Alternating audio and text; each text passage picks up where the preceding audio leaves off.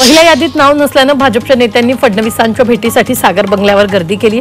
भाजपनं काल 99 जणांची यादी जाहीर केली होती आणि यादीत ज्या नेत्यांची नावं नाहीत त्यांनी सागर बंगल्यावर धाव घेतली। भारती लवेकर, देवयानी फरांदे, भीमराव तापकीरांसह अनेक नेत्यांनी सागर बंगल्यावर धाव घेऊन फडणवीसांची भेट घेतली।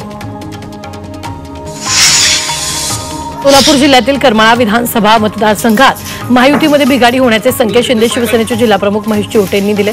तर करमाळामध्ये महायुतीमधून भाजप उमेदवार देण्याच्या हालचाली सुरू आहेत।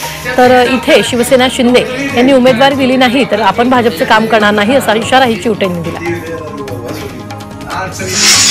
नांदगावच्या जागेवरून महायुतीमध्ये वादाची ठिणगी पडण्याची शक्यता आहे। सुहास कांदेने उमेदवारी दिल्यास काम करणार नाही अशी भूमिका राष्ट्रवादी काँग्रेस पार्टीच्या कार्यकर्त्यांनी घेतली। पक्ष सोडू पण सुहास कांदेंचं काम करणार नाही असा इशारा कार्यकर्त्यांनी दिला। नांदगाव मनमाड मतदारसंघातील राष्ट्रवादी काँग्रेसचे सर्व पदाधिकारी कार्यकर्ते मुंबईत दाखल आहेत। भायखळ्यातून उमेदवारी मिळावी यासाठी गीता गवळी उद्धव ठाकरेंना भेटल्यात। त्यांनी मातोश्रीवर उद्धव ठाकरेंची भेट घेऊन भायखळ्यातून लढण्याची इच्छा व्यक्त केली। यावेळी उद्धव ठाकरेंनी मनोज जामसुतकर, रमाकांत रहाटे आणि गीता गवळी या भायखळ्यातून इच्छुकांना समोरासमोर बसवून चर्चा केली। चांदवड विधानसभा मतदारसंघात आहेर बंधूंचा वाद आता फडणवीसांच्या कोर्टात जाणार आहे। डॉक्टर राहुल आहेर यांनाच भाजपने तिकीट दिल्यानं बंधू केदा आहेर यांना नाराज आहेत। त्यामुळे आहेर कुटुंबात पुन्हा एकदा धुसफूस सुरू झाली आहे।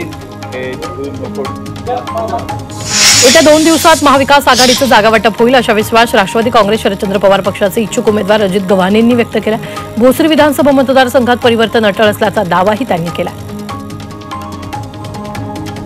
गडचिरोली जिल्ह्यातील 2 विद्यमान आमदारांपैकी कृष्णा गजबेंचे यादीत नाव आहे। डॉक्टर देवराव होळी अद्याप प्रतीक्षा यादीत आहेत। महिनाभराआधी होळी यांनी पक्षातीलच एक गट आपल्या विरुद्ध कटकारस्थान करत असल्याची माहिती दिली होती। या पार्श्वभूमीवर होळी यांच्या तिकिटाकडे सर्वांचं लक्ष लागले। सिन्नरचे उदय सांगळे तुतारी घेणार आहेत। दादा भुसे समर्थक उदय सांगळे राष्ट्रवादी शरद पवार पक्षात प्रवेश करणार आहेत। उदय सांगळे सिन्नर मतदारसंघातून इच्छुक आहेत। मुंबईत पवारांच्या उपस्थितीत त्यांचा पक्ष प्रवेश होणार आहे। निलेश राणेंच्या शिवसेना प्रवेशाचा मुहूर्त ठरलाय। 23 ऑक्टोबरला मुख्यमंत्र्यांच्या उपस्थितीत प्रवेश होणार आहे। तर मुख्यमंत्री सिंधुदुर्ग जिल्ह्याच्या दौऱ्यावर असणार आहेत। त्यावेळी पक्षप्रवेश केला जाणार आहे। राणेंना कुडाळ मालवणमधून उमेदवारी मिळण्याची शक्यता आहे। माझी स्पर्धा कोणाची नाही असा विश्वास भोसरीचे विद्यमान आमदार महेश लांडगेंनी व्यक्त केला। भाजपकडून लांडगेंना पुन्हा उमेदवारी जाहीर करण्यात आली। त्यानंतर महाविकास आघाडीकडून कोण निवडणूक लढणार याकडे मी लक्ष देत नाही। माझ्या कामाच्या जोरावर मी निवडून येईल असं मत त्यांनी व्यक्त केलं।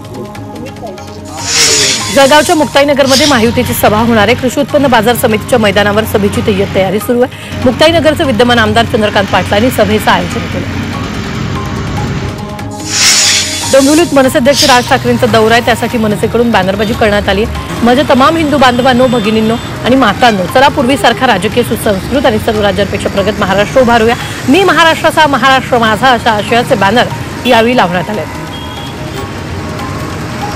मुख्यमंत्री एकनाथ शिंदे 24 ऑक्टोबरला आपला उमेदवारी अर्ज दाखल करणार आहेत। ठाण्यातील कोपरी पाचपाखडी विधानसभा मतदारसंघातून ते उमेदवारी अर्ज दाखल करणार आहेत। सांगलीतील तासगाव कवठे महांकाळ विधानसभा मतदारसंघातून रोहित पाटलांना उमेदवारी जाहीर करण्यात आली आहे। तर राष्ट्रवादी काँग्रेस शरद पवार पक्षाकडून रोहित पाटील लढणार आहेत। त्यामुळे 24 ऑक्टोबरला रोहित पाटील त्यांचा उमेदवारी अर्ज दाखल करणार आहेत। डोंबिवलीमधून पालकमंत्री रवींद्र चव्हाण यांना विधानसभेसाठी उमेदवारी निश्चित झाली आहे। त्यामुळे भराडी मातेचं दर्शन घेऊन रवींद्र चव्हाण प्रचाराचा शुभारंभ करणार आहेत। महायुतीचे सर्व उमेदवार विजयी होऊ दे असं साकडं भराडी मातेच्या चरणी रवींद्र चव्हाणांनी घातलंय। शायना एनसी वरळीतून विधानसभा निवडणूक लढणार असल्याची माहिती सूत्रांनी दिली आहे। धनुष्यबाण चिन्हावर शायना एनसी लढणार आहेत। त्यामुळे वरळीत आदित्य ठाकरे विरुद्ध शायना एनसीमध्ये सामना होण्याची शक्यता आहे। चंद्रपुरातील राजुरा मतदारसंघातून वामनराव चटप उमेदवारी अर्ज दाखल करणार आहेत। 28 ऑक्टोबरला तिसऱ्या आघाडीकडून वामनराव चटप अर्ज दाखल करणार आहेत। 8 पक्षाच्या या आघाडीत 150 जागांवर सहमती झाली आहे। तर आर्थिक, सामाजिक, राजकीय, सांस्कृतिक परिवर्तनासाठी आम्ही सर्वशक्तीनिशी लढा देणार असल्याची प्रतिक्रिया वामनराव चटप यांनी दिली। परभणीच्या जिंतूरमधून विद्यमान आमदार मेघना बोर्डीकर यांना भाजपकडून पुन्हा उमेदवारी देण्यात आली। जिंतूरमध्ये नेहमी बोर्डीकर विरुद्ध महाविकास आघाडीचे विजय भांबळे अशी परंपरागत लढत होत असते। यावेळी भांबळे रडीचा डाव खेळत असतात अशी टीका बोर्डीकरांनी केली। यवतमाळ मतदारसंघातून भाजपनं 8व्यांदा आमदार मदन येरावार यांना उमेदवारी दिली आहे। त्यांच्या विरोधात यंदा पक्षातून आव्हान उभं राहिलं होतं। तरीही पक्षाने येरावार यांनाच उमेदवारी दिली। दरम्यान मतदार पुन्हा महायुतीला कौल देईल आणि आपण 5व्यांदा विजयी होऊ असा विश्वास येरावार यांनी व्यक्त केला।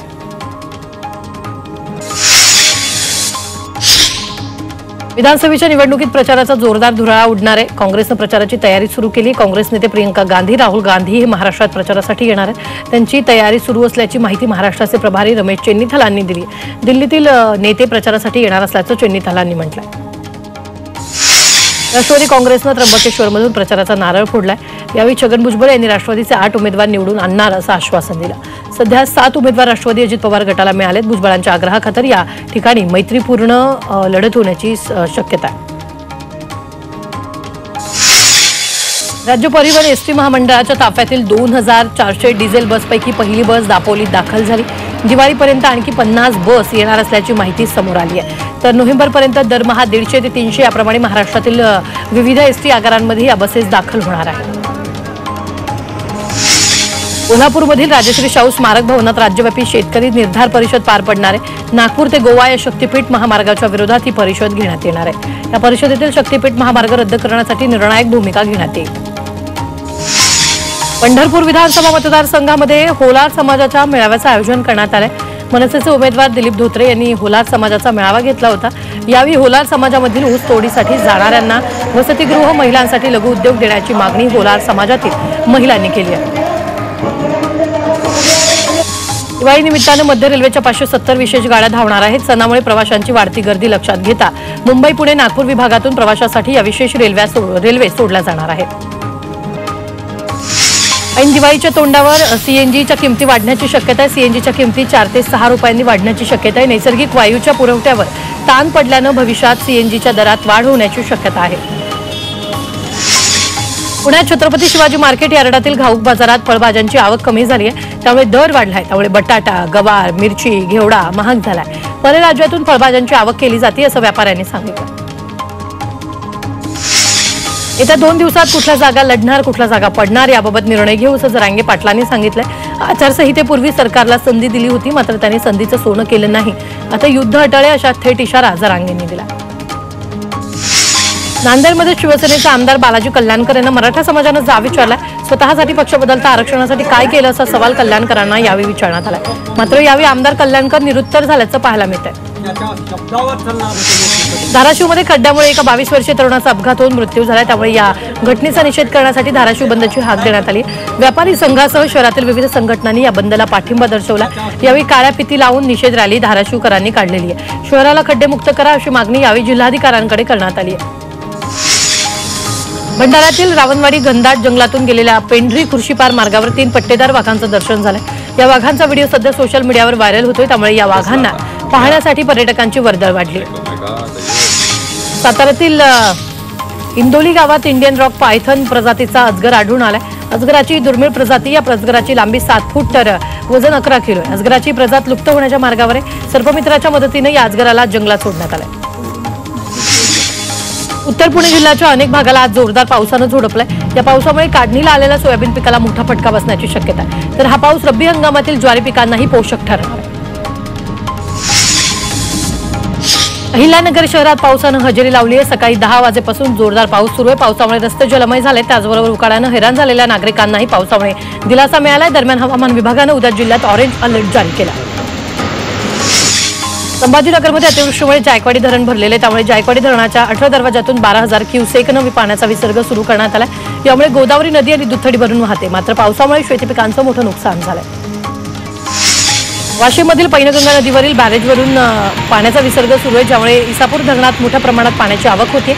मात्र हे बॅरेजचे दरवाजे वेळेत बंद करण्याची गरज आहे, अन्यथा शेतकऱ्यांच्या पाण्याच्या समस्येत वाढ होण्याची शक्यता आहे। रायगडमध्ये परतीच्या पावसानं धुमाकूळ घातलाय। पावसामुळे उभं भात पीक आडवं झालंय। साचलेल्या पाण्यात भाताची कणसं भिजल्यानं त्यांना पुन्हा अंकुर फुटले।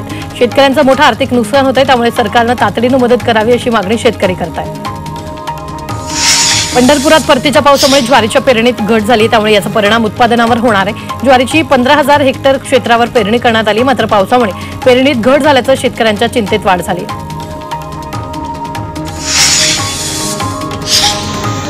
परतीच्या पावसाचा फटका यवतमाळ बाजार समितीतल्या सोयाबीनला बसलेला आहे। अनेक शेतकऱ्याच्या सोयाबीनच्या गंजी उघड्यावर असल्यानं भिजल्या, यात शेतकऱ्यांचं मोठं नुकसान झालं।